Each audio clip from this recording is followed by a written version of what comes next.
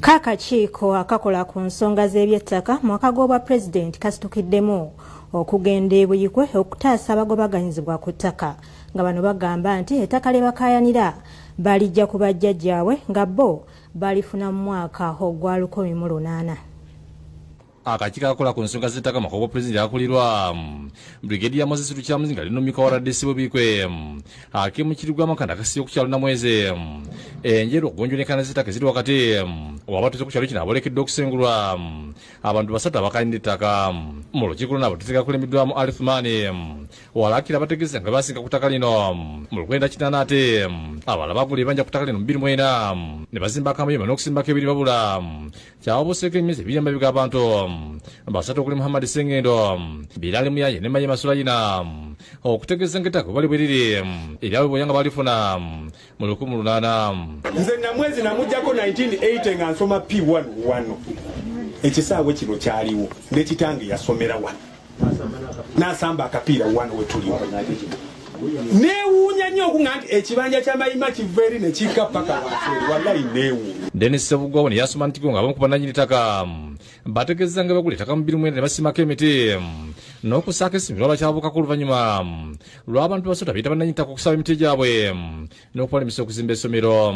Abaami bajja ku kibanja kyange ne bayimiriza ekifo kye nagabira Obusiraamu ekifo kye nagabira Abasiraamu ne baba nga bazze ne bayimiriza okuzimba omuzikiti n'essomero nga bagamba nti abantu waabwe. Ekibanja kyange ne kibeerako ekitundu n'ekikozesaako ekitundu kye mbadde ekirala nakisimbako emiti gyange ne bagikuula naye nga abasajja bajja bakyesenzaako nga bakitunda nga bakiguza abantu abalala. Abatuuze balumiriza abasatu bano okujigira ebiwandiiko ne batunda ettaka lyabwe era nga bonna basibe bakungu okuva maka g'omukulembeze gwabwe okubakwata bavunaanibwe. Ettaka ly'essomero bano be balitunze be baze balitunda okutuuka eno. Ye Sengendo omu ku bakanira ettaka lino ategeeza nti famire yaabwe bwe yasenga ku ttaka lino mu 2008 abali ettaka lye bateebereza okubeera mu yiika 420.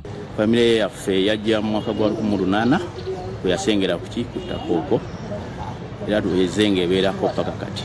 Ategeeza nga byaddukira mu kkooti ng'alumiza abakulembeze mu kitundu okukakana ku ttaka lyabwe ne balitunda nga tebamanye era alumiza abatuuze okweyambisa poliisi n'amakugu ga pulezidenti okubatiisatiisa. Annyonnyole buli omu nti nze najjawo bwe nti gundi eyanguza era naye annyonnyole najjawo bwe nga ffe tukola ki bwe tunnyonnyola ekyo kijja kumalawo ki ensonga enso naye baleke okweyambisa poliisi baleke okweyambisa State House balekera awo omusango guli mu kkooti. Amyuka Radesi ategeeza nga bafuna okwemulugunya okuva mu bantu ab'enjawulo era alagidde abiyita bannannyini ttaka obutaddamu kutunda ttaka lino nga wakuwandiikira Buganda Land Board y'okwelula empenda. Tuwandiikire Buganda Land Board ejje opening empenda egulewo empenda awo tusooke tutegeera ettaka likomawa era awo tujja kufuna basis ey'okuyambibwa abantu bali ku ttaka lwokubanga basobola okusigala ettaka lyabwe. Baddemu bayite omupunta bapunte ettaka eryo kulikuba okulaba nti buli omu adda mu kifo kye ekituufu. Abakungu abakulembeddwa mu Patrick Haji bategeeza nga biyita bannannyini ttaka bwe baba bategeeza nti balina sikweya mayiro namba wabula okunoonyereza ku bikwala ze nga bali ettaka lye balina tetuweza yiika 2. Kuba bakaanya sikweya mayiro namba naye ate Buganda Land Board bye yampa enajjayo biraga tebaweza naye yiika 2. Ono ategeeza nti abantu abakuba ku ttaka basoba 500 nga biyita bannannyini ttaka beyambisa kkooti okubuzaabuza abantu.